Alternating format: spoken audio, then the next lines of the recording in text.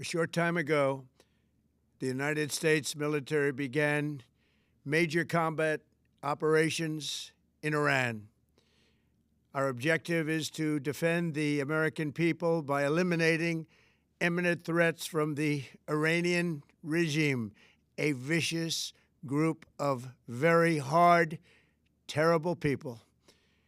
Its menacing activities directly endanger the United States, our troops, our bases overseas, and our allies throughout the world. For 47 years, the Iranian regime has chanted death to America and waged an unending campaign of bloodshed and mass murder, targeting the United States, our troops, and the innocent people in many, many countries. Among the regime's very first acts was to back a violent takeover of the U.S. Embassy in Tehran, holding dozens of American hostages for 444 days. In 1983, Iran's proxies carried out the Marine barracks bombing in Beirut that killed 241 American military personnel.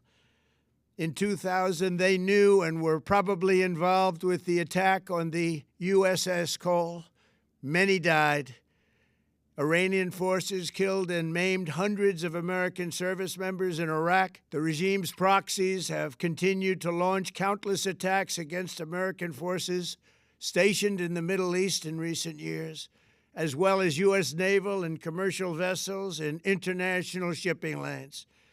It's been mass terror, and we're not going to put up with it any longer. From Lebanon to Yemen and Syria to Iraq, the regime has armed, trained, and funded terrorist militias that have soaked the earth with blood and guts.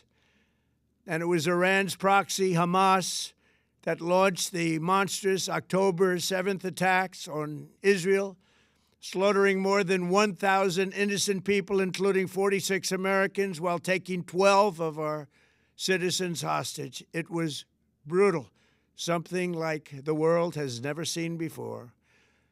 Iran is the world's #1 state sponsor of terror and just recently killed tens of thousands of its own citizens on the street as they protested. It has always been the policy of the United States, in particular, my administration, that this terrorist regime can never have a nuclear weapon.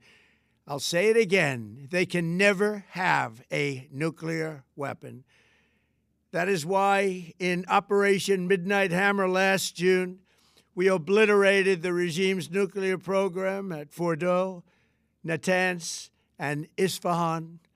After that attack, we warned them never to resume their malicious pursuit of nuclear weapons, and we sought repeatedly to make a deal. We tried.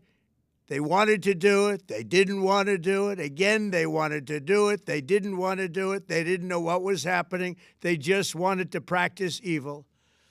But Iran refused, just as it has for decades and decades.